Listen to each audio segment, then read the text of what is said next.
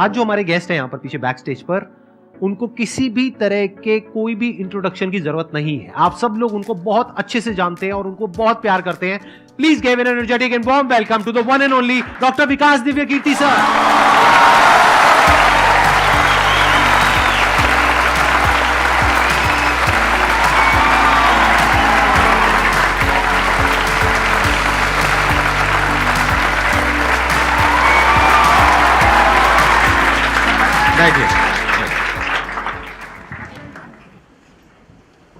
मैं सबसे पहले आपको धन्यवाद देना चाहता हूँ धन्यवाद आपका आने के लिए। Thank you so much. क्योंकि जब से मैंने सीरीज शुरू करी है तब से हमारे कमेंट सेक्शन में कोई भी एक भी ऐसा वीडियो नहीं है जहां पर आपका नाम ना लिखा हो।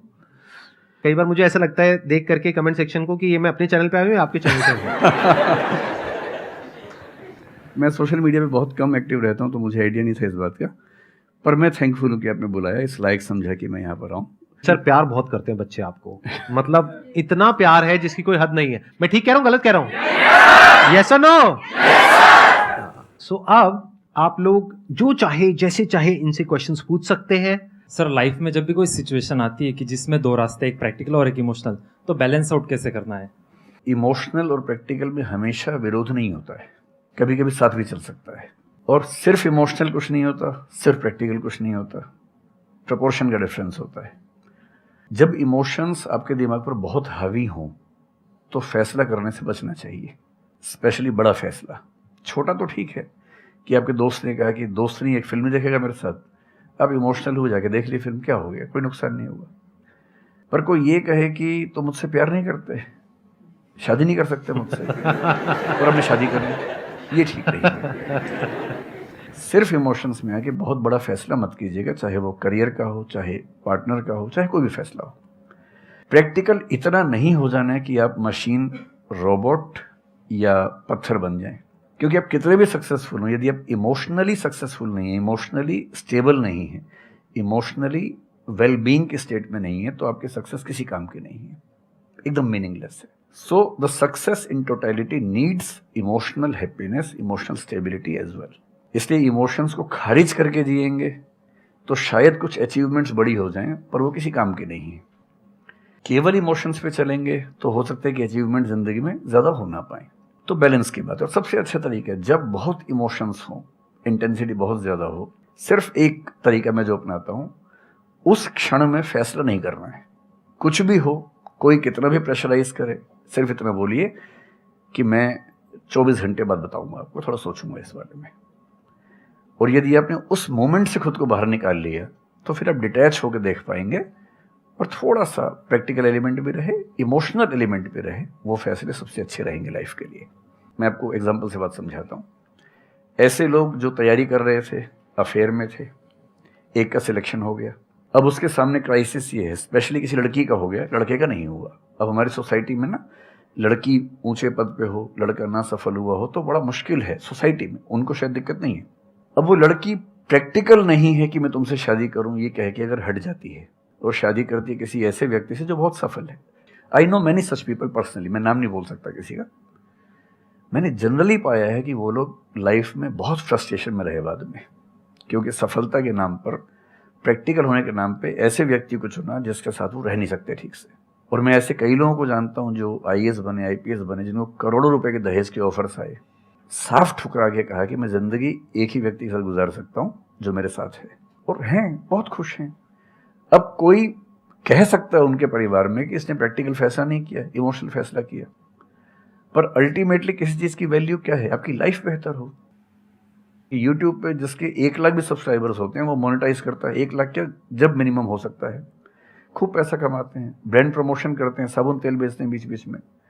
आपका चैनल तो शायद देश में सबसे बड़ा चैनल है, आप चाहें तो कितना नहीं कमा लेंगे। मुझे कुछ दिन पहले एक एजेंसी के लोग मिले जिन्होंने बताया कि इनकी जैसी ख्याति है उस लेवल पर महीने में कोई 5-10 करोड़ भी कमाना चाहे तो कमा सकता है आराम से इस यूट्यूब चैनल से। तो मैंने पूछा कि वो कौन सी चीज़ है जो आपको इतना मजबूत बनाती है कि आप नहीं इस रास्ते पर जाते। मैं वो जानने में इंटरेस्टेड हूँ। तो 10 मिनट की बात के बाद मैं समझ में आ गया, क्योंकि अल्टीमेटली अगर मैं अपनी वैल्यू के खिलाफ चला गया तो खुश कैसे हो जाऊंगा? पैसा मुझे कैसे खुशी देगा जब मैं ही नहीं रहा, तो खुशी किस बात की? इसलिए इतना प्रैक्टिकल मत होना कि अपनी माँ के, पिता के, भाई बहन, दोस्त, जो प्रेमी प्रेमिका है, उनके इमोशंस के साथ खेलने लगो। इतना प्रैक्टिकल कभी मत होना, इतना इमोशनल मत होना कोई आपको बेवकूफ़ बना सके, बात बात पर बेवकूफ़ बनाता रहे। और बैलेंस जिंदगी जो है ना, वो मध्य मार्ग में है, जिंदगी एक्सट्रीम पे नहीं है, मध्य में है।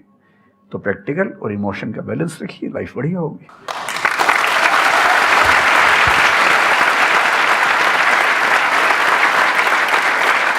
आपने सर इतने अच्छे से एक्सप्लेन किया, मेरे पास में कुछ है ही नहीं बोलने के लिए। यूजुअली मेरे पास में कुछ होता है ऐड करने के लिए, लेकिन आपने पूरा ही उसका ऐसा निचोड़ निकाल दिया। आपने YouTube पे इतना बोला कि सच में नहीं बचा होगा आपके पास। 6-7 साल पहले की बात है, मेरी एक स्टूडेंट थी जो सुसाइडल टेंडेंसी की शिकार थी उस समय। उसके घर में कुछ ऐसी ट्रेजेडी, उसकी मदर की डेथ हुई थी, और एक ऐसी ट्रेजेडी जो बहुत ही रेयर किस्म की ट्रेजेडी है, जो शेयर करना ठीक नहीं है यहाँ। तो वो मेरे पास आई और मुझे लगा कि आज मैं पहली बार किसी ऐसे व्यक्ति से बात करूं जो डिप्रेशन में है और सुसाइड कर सकता है अगले 1-2 दिन के अंदर अंदर। अब मैं परेशान था कि मैं कैसे मैनेज करूं, और मुझे मोटिवेशन की ऐसी जानकारी उस समय तो बिल्कुल नहीं थी, बाद में थोड़ा बहुत पढ़ा। तो मैंने उससे कहा कि अच्छा तुम घर जाओ, मैं कुछ देखता हूँ। फिर मैं घर गया, नेट पे सर्च करना शुरू किया। करते करते मुझे आपका एक वीडियो मिल गया, अनस्टॉपेबल, शायद कुछ आपने एक वो बनाया था उस समय। तो मैंने वो थोड़ा सा देखा, 10 मिनट का। मुझे लगा कि ये जो है ना, ये इंजेक्शन है किसी मतलब डिप्रेस्ड व्यक्ति को तुरंत मोटिवेट करने के लिए। तो मुझे ध्यान है कि मैंने उसको वीडियो का लिंक भेजा। मैंने कहा देखो, जिंदगी अपने रास्ते पे चलेगी, ठीक हो जाएगी। जब जब मूड ऐसा हो, बहुत डिप्रेसिंग हो, सुसाइडल मन करे, उस समय वीडियो देखना ध्यान से, और कम से कम उस बुरे फेज से बाहर निकल जाओगी। और फिर मैंने वो वीडियो अपने फैमिली में भी 2-3 बच्चों को भेजा, जो बच्चे उस क्राइसिस में होते थे। तो मैं बहुत थैंकफुल हूँ उन सब बच्चों की जान बचाने में, क्या बात कर बड़ी भूमिका है। Thank you so much sir, it means a lot to me. ये तो आपने बहुत बड़ी बात कह दी सर, मेरे लिए बहुत बड़ी बात है ये। नहीं, कई बच्चों की जान बचाई होगी आपने जरूर। जो वो एक मोमेंट होता है, उस मोमेंट में कोई बचा ले तो लोग बच जाते हैं, वो मोमेंट क्रॉस हो जाए तो फिर चीजें बिगड़ जाती हैं। हेलो सर, नमस्ते। नमस्ते सर, बोथ ऑफ यू, मैं हमेशा से आप दोनों की बहुत फ़ैन रही हूँ। मुझे बस ऐसा लग रहा है कि मैं सपना देख रही हूँ, मेरे लिए रियलिटी नहीं है।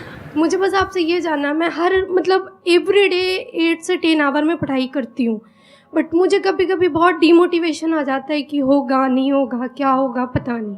देखिए, डिमोटिवेशन अगर आपको दिन भर में 1 घंटे आता है। नहीं सर, ऑलमोस्ट टाइम पढ़ाई करने के बाद 2-3-4 दिन के बाद ही होता है, कंटिन्यूअसली नहीं होता। अगर महीने में 4-5 बार आता है और 1-1 दिन के लिए आता है, तो इसका मतलब आप एकदम ठीक हैं।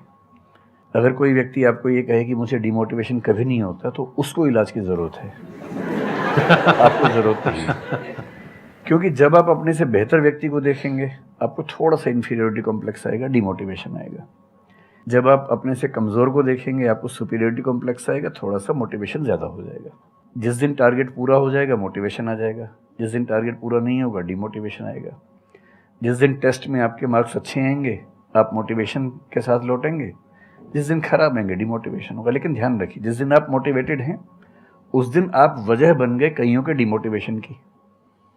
लगातार मोटिवेटेड होना एक मेंटल इलनेस की निशानी है, और लगातार डीमोटिवेटेड होना डिप्रेशन की निशानी है। इन दोनों से बचना है। तो डीमोटिवेशन की बहुत हाइप है, इतनी हाइप की ज़रूरत नहीं है। थोड़ा बहुत हो, एंजॉय कीजिए उसको। और जब जब लगे कि ज़िंदगी बहुत ख़राब चल रही है, तो मैं जो करता हूँ, अजीब सा लगेगा आपको, मैं कभी कभी शमशान घाट चला जाता हूँ। सच कह रहा हूँ, ये सुनी है आपने वीडियोस में भी कहा है। सच में चला जाता हूँ, या ट्रॉमा सेंटर चला जाता हूँ देखने के लिए। ट्रॉमा सेंटर में जाके 1 घंटा बैठ के आ जाइए, मोटिवेशन आ जाएगा। और शमशान घाट में जाके देख लीजिए कि हम जैसे हमसे कम उम्र के लोग वहाँ जल रहे होते हैं, तो लगता है हम जिंदा तो हैं। अगर मैं थोड़ा सा कॉग्निटिव लेवल पर बात करूँ, एक बहुत बड़ा साइकोलॉजिस्ट हुआ, उसका नाम है ब्रेंटानो, कभी सर्च कीजिएगा उसको। ब्रेंटानो ने ह्यूमन कॉन्शियसनेस को स्टडी किया, और उसने ये बताया कि ह्यूमन कॉन्शियसनेस की बेसिक नेचर है कि जो हमारे पास है वो हमें नज़र नहीं आता, जो नहीं है वो नज़र आता है। तो the consciousness of lacking something is the nature of human consciousness. इसलिए इसी बात को एक शेर में, बहुत प्रसिद्ध शेर में कहा गया है, दुनिया जिसे कहते हैं जादू का खिलौना है, मिल गया सो मिट्टी है, नहीं मिला वो सोना है।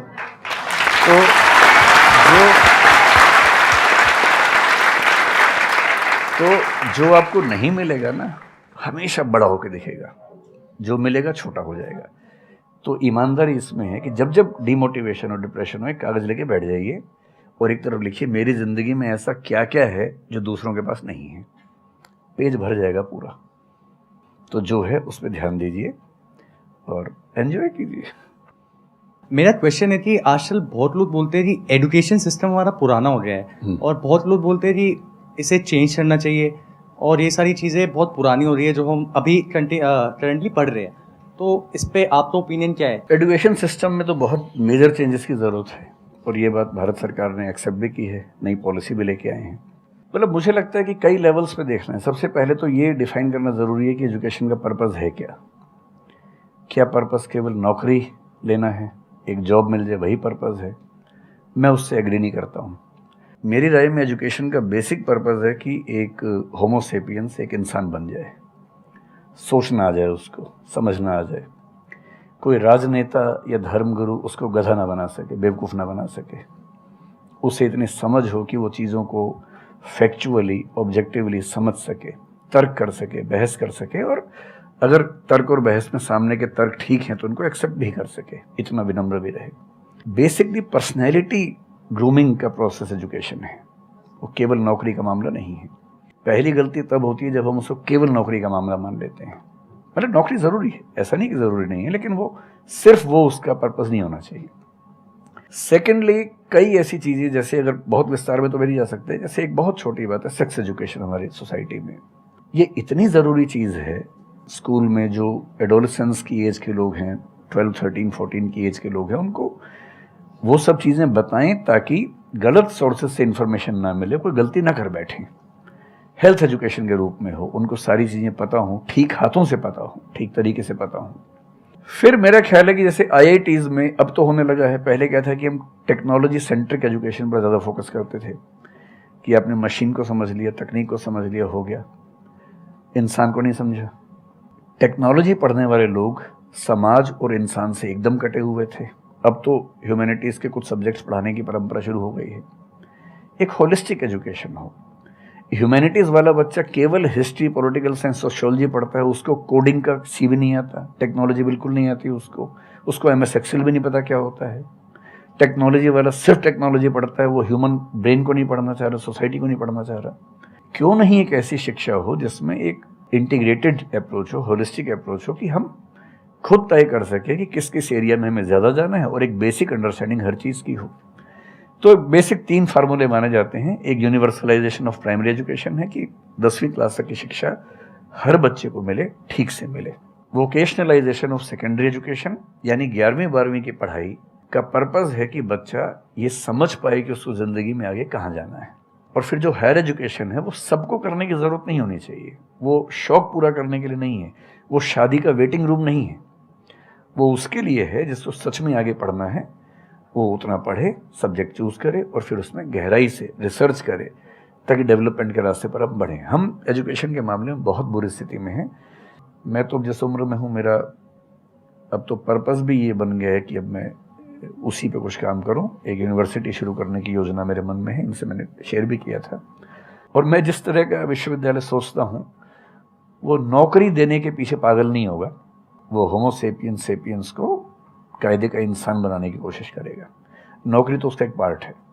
मतलब आप जितने भी सफल लोगों को देखेंगे जनरली, जैसे मैंने इन्हीं से पूछा, ये जिस फील्ड में सफल हैं, इनका जो करियर है, अगर मैं इसको छोड़ भी दूँ तो अदरवाइज भी जो इनका करियर है वो उस विषय से जुड़ा हुआ नहीं है जो इन्होंने पढ़ा है ग्रेजुएशन में। मेरा भी नहीं है, आमतौर पे किसी का भी नहीं है। 90% लोगों को मैं देखता हूँ जो सक्सेसफुल हैं, उनके ग्रेजुएशन के सब्जेक्ट में और लाइफ की फील्ड में कोई लिंक नहीं है। तो बेसिक पर्पस क्या है? वो स्मार्टनेस बाहर आ जाए, ग्रूमिंग हो जाए, इंटेलिजेंस है, इमोशनल इंटेलिजेंस है, वो सब जो टूल्स हैं वो उस बच्चे को सीखने को मिल जाए ताकि फिर वो ज़िंदगी को फेस कर सके, इनोवेट कर सके, नए रास्ते निकाल सके। 1000 रास्ते दुनिया में होते हैं। तो सच बात है कि काफ़ी चेंजेस की ज़रूरत है और आप और हम मिलके करेंगे चेंजेस।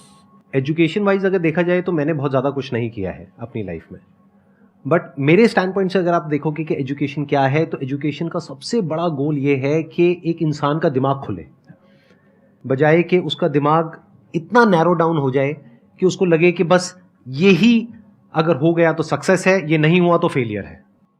आप अनगिनत तरीकों से अपने गोल को, अपने पर्पस को, या जो भी आप करना चाहते हो उसको अचीव कर सकते हो। एजुकेशन का सबसे बड़ा गोल ये होना चाहिए, और वही मेरी कोशिश है अपने इन सेशंस के थ्रू करने की, कि एक इंसान का दिमाग खुल जाए, उसके दिमाग में एक पॉसिबिलिटी माइंडसेट आ जाए, ना कि एक लिमिटेड माइंडसेट हो कि बस ये हो गया तो बहुत है। अब प्रॉब्लम क्या है, ये जो लिमिटेड माइंडसेट है ये बहुत लोगों का है, करोड़ों लोगों का है, तो वहां पे कंपटीशन भी बहुत है। पॉसिबिलिटी माइंडसेट जबकि देखा जाए तो ज्यादा इंटरेस्टिंग है, लेकिन बहुत कम लोगों का है और वहां पे कंपटीशन कम है। और पॉसिबिलिटी माइंडसेट क्या होता है कि कोई भी काम अगर मैं कर रहा हूं, अगर वो नहीं हुआ तो इसका मतलब ये नहीं है कि मैं फेल हो गया, इसका मतलब ये है कि मैं क्रैक नहीं कर पाया। There has to be a way. ये एजुकेशन काम अगर कर दे तो रियल एजुकेशन हो गई हमारी। मतलब एक इंसान को, हाँ सॉरी, थॉमस एडिसन बल्ब के आविष्कार में लगा हुआ था, हाँ जी, 1000 बार फेल हुआ। तो किसी ने उससे पूछा कि यार तुम बार बार करते होता तो है नहीं तुमसे, क्यों कर रहे हो? तो उसने पता है क्या कहा, हर फेलियर के बाद मैं ये जानता हूं कि बल्ब इस तरीके से भी नहीं बन सकता, और अब मैं 1000 तरीके जानता हूं कि इन तरीकों से नहीं बनेगा, और उसके बाद वो तरीका ईजाद हुआ जिससे बना। एजुकेशन से एक इंसान का दिमाग इतना खुल जाए कि सबसे पहली चीज तो उसको ये समझ आए कि मैं कुछ भी नहीं जानता हूं। हाँ, एकदम ठीक बात है। एजुकेशन मस्ट बी सच कि वो लाइफ लॉन्ग आपका एक क्वेश्चनिंग माइंड बना ही रहे, कि आप कहीं भी हो, कुछ भी कर रहे हो, आपके दिमाग में क्वेश्चंस चले, questions related to the problems. जो भी आप काम कर रहे हो वो क्या है, अल्टीमेटली प्रॉब्लम सॉल्विंग है, तभी उस काम में वैल्यू है। अगर किसी की कोई प्रॉब्लम ही नहीं सॉल्व कर रहे हो तो उसमें वैल्यू कहां ऐड हो रही है, और वैल्यू नहीं ऐड होगी तो आपको पैसा कैसे मिलेगा, फिर चाहे जॉब हो चाहे बिजनेस हो। सो द आइडिया इज कि आपका दिमाग ये चलना चाहिए, अच्छा ये प्रॉब्लम है ना, पहले तो मुझे नहीं पता है कि इसको सॉल्व कैसे करना है, क्योंकि अगर आपको पहले से ही पता है तो आपको वही पता है जिस तरह से वो प्रॉब्लम सॉल्व होती आई है। That may not be relevant in today's context, but still आप उसको उसी तरह से सॉल्व करोगे जिस तरह से सब कर रहे हैं। वहां पर कंपटीशन है, फिर आप कहोगे कि कुछ हो नहीं रहा है। सो द आइडिया इज कि पहले तो ये प्रॉब्लम है जो मुझे अच्छे से समझ आई, मैंने इस पे फोकस किया, अब इसको सॉल्व करने के इन्फिनिट तरीके हैं, एक रास्ता नहीं है, बहुत सारे रास्ते हैं, मुझे पता नहीं है। This is the goal of education, कि मुझे नहीं पता है लेकिन पता किया जा सकता है। This is another goal of education. उसमें से कुछ तरीके काम करते हैं, कुछ नहीं करते हैं, यह भी हमको क्लियरली पता होना चाहिए। मतलब your personality must be dynamic, it must not be static. जैसे मैंने देखा है बहुत लोगों को जो मुझे मिलते हैं, कुछ लोग हैं उसमें से जो, जैसे मैं सर से मिला अभी ऑफ कैमरा, हम लोग बैठे हुए थे, डिस्कशन कर रहे थे, तो it was a great experience sir, आपके साथ में बैठ करके जिस तरह से, जिस ठहराव से सर बात कर रहे थे, जिस तरह से चीजों को सुन रहे थे, समझ रहे थे, और मैं क्वेश्चंस पूछ रहा था, ये मेरे से क्वेश्चंस पूछ रहे थे, तो there was a conversation which was going on. On the other hand there are some people जिनसे मैं कभी कहीं मिला तो उनकी अप्रोच क्या है कि मुझे सब पता है, वो गड़बड़ हो जाती है। शिक्षा की दुनिया में बहुत प्रसिद्ध कहावत है, भारतीय अगर परंपरा में देखें तो विद्या ददाति विनयम में एक बहुत प्रसिद्ध कथन है। अगर कोई पढ़ा लिखा आदमी अपने ज्ञान की वजह से अहंकार करे तो मान लीजिए कि वो पढ़ा लिखा नहीं है, पढ़ाई उसके दिमाग पर हावी हो गई है, अभी उसको अंदाजा नहीं है कि कुल संसार के ज्ञान में उसकी हिस्सेदारी डेसिमल में भी नहीं है। और जिसको ये पता है कि मेरा ज्ञान बहुत कम है वो विनम्र ही रहेगा। और इसलिए जो बड़े प्रोफेसर्स हैं, अगर आप कभी सुनेंगे, मैं जानता हूँ, मैं यूनिवर्सिटी में जब पढ़ता था, सबसे बड़े प्रोफेसर क्या बोलते थे कि मैं इस विषय का विद्यार्थी हूँ, कभी नहीं बोलते थे कि मैं प्रोफेसर हूँ। इतना साहस किसी में कैसे कि मैं प्रोफेसर हूँ? अरे आप जिंदगी भर स्टूडेंट बने रहेंगे तो ही काफ़ी है, उससे बड़ी बात तो सोचने भी नहीं चाहिए। बहुत बड़ी बात कही।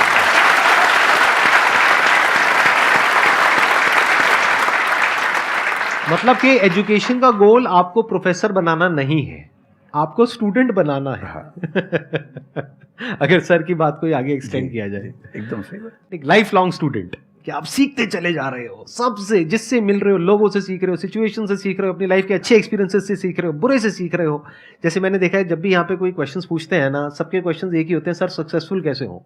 कभी मैंने आज तक ये क्वेश्चन नहीं सुना किसी का भी जो इससे बड़ा क्वेश्चन है, जो आप रिलेट कर जाएंगे कि सर सक्सेस हमारा दिमाग खराब किस तरीके से करती है, या सक्सेस का क्या माइनस पॉइंट है। सही बात। सक्सेसफुल होने से बड़ा है मीनिंगफुल होना, सार्थक होना। सफल होना छोटी बात है, सार्थक होना ज्यादा बड़ी बात है। सर मेरा क्वेश्चन ये है कि लाइफ में बहुत सारे सर्कमस्टांसेस आते हैं जहाँ पे मतलब हमें ये लगता है, बहुत सारे निगेटिव थॉट्स आते हैं कि मतलब आगे कैसे बढ़ें, how to get rid of fear of failure. Sir कैसे हम इसको हैंडल करें, अगर हम कोई किसी चीज़ को शुरू करना चाहते हैं सर, तो हमारे दिमाग में बहुत सारे निगेटिव थॉट्स चलते रहते हैं, हो पाएगा नहीं हो पाएगा, बहुत तरह के नेगेटिव क्वेश्चंस आते रहते हैं सर, तो इसको कैसे हैंडल करना है सर इस सिचुएशन को? फियर ऑफ फेलियर थोड़ा सा ठीक भी है, जी ये हमें रोकता है उन दिशाओं में जाने से जहाँ हमें जाना भी नहीं चाहिए। जैसे मान लीजिए मैं सोचूं कि मैं फुटबॉल प्लेयर बन जाऊं, मुझे पता है कि नहीं बन पाऊंगा, मेरी फिटनेस वैसी नहीं है, तो मुझे ये फियर रोक लेगा, ठीक बात है ना। ये ज़रूरी नहीं है कि आप दुनिया में हर चीज़ के लिए ठीक हो, हर किसी का एक पैकेज है, हर किसी का जो एट्रीब्यूट्स हैं या वर्च्यूज़ हैं उन सब का एक पैकेज है। We can be good at few things, we can be best at maybe one thing, we can not be best at everything. तो ये बहुत ज़रूरी है कि अपने एप्टीट्यूड को देख के हम सिलेक्शन करें कि हमें कहाँ जाना चाहिए, ठीक है। अगर सिलेक्शन कर लिया है तो फिर फियर ऑफ फेलियर होने की वजह ये है कि या तो आप जो कंपटीशन है उस पर ज़्यादा फोकस कर रहे हैं, अपनी स्ट्रेंथ पे कम फोकस कर रहे हैं। मेरे ख्याल से स्ट्रेंथ पे फोकस करना, कुछ अच्छे लोगों की कंपनी में रहना जो थोड़ा सा मोटिवेट करते हों, अच्छे दोस्त हों, लगातार मनहूस टाइप की बात ना करते हों, ऐसे लोगों के साथ रहना, कुछ रिक्रिएशनल एक्टिविटीज़ उससे बाहर निकल के थोड़ा खेलना कूदना, मतलब फिजिकली फिट रहना, वो सब रहेगा तो हार्मोन्स जो हमारे दिमाग में आते हैं उससे, फिजिकल एक्टिविटी से, जो एंडोर्फिन्स वगैरह हैं, हैप्पी हार्मोन्स हैं, डोपामाइन वगैरह है, वो रिलीज़ होते रहें तो हम वैसे भी बहुत फियर से बचे रहते हैं। और अंत में मेरा तरीका ये है कि अगर मैं कुछ नहीं करूँगा तो फेल होना तय है, करूँगा तो चांस है कि फेल होऊंगा या पास हो जाऊँगा, तो नहीं करने में तो तय है कि फेल हो गया, तो क्यों नहीं चांस ले लेते हैं। और एक जगह फेल होऊंगा तो तय मान के चलिए कि दूसरी जगह मेरे फेल होने के चांस कम होगा, क्योंकि मुझे एक एक्सपीरियंस है प्रयास करने का और फेल होने का, और वो एक्सपीरियंस किसी ना किसी क्वांटिटी में हर फील्ड में काम आता है, मैच्योरिटी आपके अंदर आती है। और मैं एक शेर अक्सर यूज़ करता हूँ, बहुत बहुत प्रिय शेर मुझे है, और मुझे सच में लगता है कि ज़िंदगी को जीना बहुत आसान काम है, मुश्किल काम नहीं है। असली बात है कि आप प्रयोग करें, कोशिश करें, और हार जाएं तो दूसरी कोशिश करें। और मैं इसीलिए एक लाइन हमेशा बोलता हूँ, क्यों डरे ज़िंदगी में क्या होगा, कुछ ना होगा तो तजुर्बा होगा।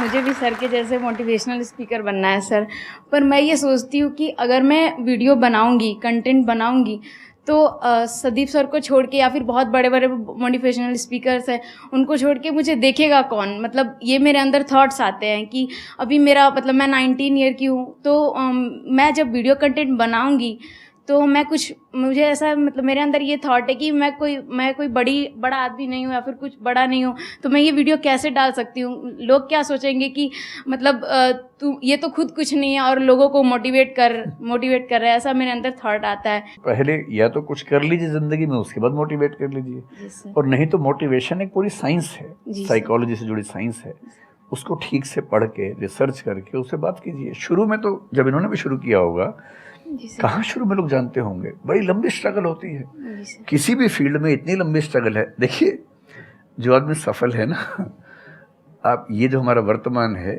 ये ऐसे ही नहीं बन गया है, हर सफल आदमी का एक बहुत लंबा अतीत होता है जिस पर नज़र किसी की नहीं होती है।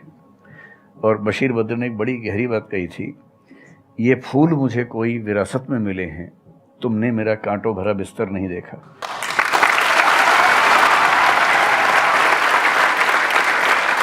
कितने साल तक ये लहूलुहान हुए होंगे, रोज़ छिला होगा शरीर, तब जाके लोगों ने पहचानना शुरू किया होगा। लगातार काम करने से, जिसको कंसिस्टेंसी कहते हैं, परसिवियरेंस कहते हैं, बात बनती है, आपकी भी बनेगी। मैं तो कई ऐसे लोगों को जानता हूँ जिन्होंने एकदम स्क्रैच से शुरू किया और उसके बाद वो टॉप पे पहुंचे। आपने अपने क्वेश्चन में दो बातें टच करी, एक कि आपको मोटिवेशनल स्पीकर बनना है, एक है कि फियर ऑफ फेलियर है। एक तो ये फियर ऑफ फेलियर को हटाइए, अगर आपको मोटिवेशनल स्पीकर बनना है तो अपने माइंडसेट को रखिए एक्सपेरिमेंटल माइंडसेट। आप ये समझिए life is like an experiment. एक साइंटिस्ट का माइंड कैसा होता है, वो ये थोड़ी ना सोचता है कि मैंने ये एक्सपेरिमेंट किया, ये फेल हो गया तो क्या होगा। उसको पता है failure is the part of success. जब तक 20-30 बार, 50 बार, 100 बार कोई एक्सपेरिमेंट फेल नहीं हुआ, इसका मतलब वो कुछ नया ट्राई नहीं कर रहा, इसका मतलब वो तो रिपीट कर रहा है। जैसे स्कूल में बच्चे करते हैं लेबोरेटरी में कि बुक में देखा बस उसको कॉपी किया, तो दोनों में फर्क हो गया ना। एक है कुछ नया डिस्कवर करना, कुछ नया क्रिएट करना, एक है जो क्रिएट हो चुका है उसको रिपीट करना। तो you are talking about becoming a motivational speaker. तो अगर आप मेरे जैसे बनेंगे तो कोई क्यों देखेगा आपको? आपको तो अपने जैसा बनना पड़ेगा ना। तो अब उसमें क्या करना पड़ेगा? अब आपको क्या पता कि आपके अंदर ऐसा क्या है जिसको लोग देखना चाहें? उसके लिए तो एक्सपेरिमेंट करना पड़ेगा, ट्राई करना पड़ेगा। एक तरह से आप वीडियो बना के डालोगे, कोई नहीं देखेगा। दूसरी तरह से बना के डालोगे, कोई नहीं देखेगा। फिर तीसरी तरह से, फिर चौथी तरह से। हो सकता है 6 महीने बाद, 1 साल बाद, 2 साल बाद जा करके कहीं थोड़ा सा कुछ ऐसा क्लिक हो जाए जो हो सकता है आपको लग रहा था कि शायद ये नहीं होगा और वो क्लिक हो जाए। बट ये सब होता उसी के साथ में जो कुछ कर रहा होता है, जो कुछ ट्राई करता है। जैसे ट्राई करोगे तो हो सकता है हो जाए, नहीं करोगे तो पक्का है नहीं होगा, जैसा भी सर ने थोड़ी देर पहले कहा था।